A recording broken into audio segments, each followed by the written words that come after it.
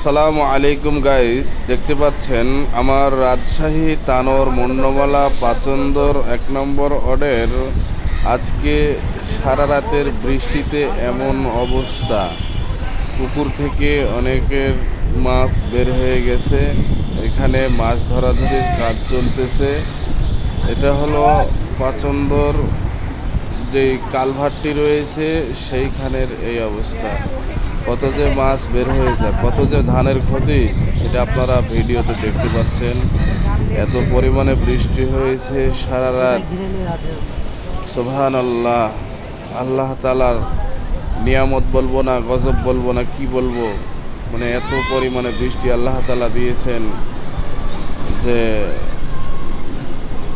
বলার ভাষা নেই। এত পরিমাণ সারা রাতের বৃষ্টিতে এই অবস্থা, এই হাল দশা।